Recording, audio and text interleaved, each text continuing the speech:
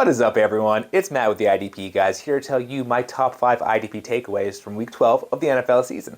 Before we get to that, though, we are on the path to 1,000 YouTube subscribers, and to celebrate, we're going to be giving away a signed Nakobe Dean jersey to one of those lucky subscribers. So be sure to subscribe to this channel, be sure to check out the details of the contest giveaway in the description below, and get yourself signed up to win that sweet, sweet swag. That being said, let's get to those takeaways. Takeaway number 1 down in New Orleans, Kaden Elliss is one of the hottest names in IDP, and for good reason. He played 100% of the defensive snaps in this game. He had 14 combined tackles. Look, his production is very clearly tied to Pete Werner's absence from the lineup. Werner got ankle surgery. The Saints are optimistic that he's going to be back playing sometime this year. But to me, that doesn't sound like he's returning anytime soon. And since Werner's been out, Elliss has been an absolute IDP stud. If he's still somehow available, go pick him up. I think we can expect LB2 production at least from him any given week. And while Werner is out, Elliss is kind of a must-start, so play him accordingly. Takeaway number 2, really just want to highlight the year that Nick Bolton is having. He's had quite the jump after his rookie campaign, but the stats he's putting up every week are just incredible. In this game, 100% of the defensive snaps played, 11 combined tackles, an interception. This is now 2 straight weeks for him with an interception. I know we were a little worried that when Willie Gay was going to come back from his suspension, that Bolton's production would falter a little bit, but Gay played 87% of these defensive snaps, so Bolton is the cemented LB1 there in Kansas City. Obviously, if you have him, if you're starting him, that's nothing new, but sometimes it's nice just to highlight nice things that are happening, and Bolton is one of those nice things. Takeaway number 3 in Miami, Jaelan Phillips finally had the kind of game people have been expecting from him all year.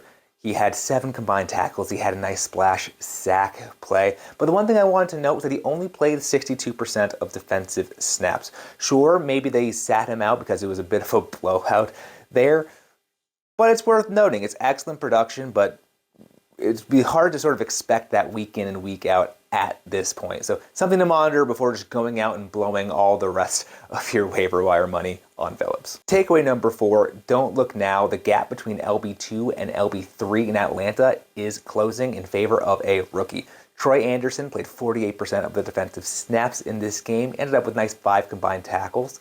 But really the gap between Muma and Mikael Walker is shrinking. Mikael Walker only played 68% of the defensive snaps. Rashaan Evans did play 100%, so he's still the LB1 there in Atlanta. But Anderson's proven that when he gets playing time, he can produce. So if that gap continues to go in Anderson's favor, he's going to be IDP relevant for your playoff push. So if you have a space on your roster for this sort of scratch-off ticket, he's definitely worth looking at. And finally, takeaway number 5. Chad Muma down in Jacksonville played 100% of the defensive snaps and had 9 combined tackles. Look, we kind of saw this at the end of the game last week, where the Jaguars opted to go with Muma over Devin Lloyd in the 4th quarter, and that sort of persisted into this game. Lloyd only played 38% of the defensive snaps. It's a bit surprising due to the draft capital the Jaguars put into Lloyd, but the Jaguars have proven that they can support 2 linebackers. Obviously, Foyesade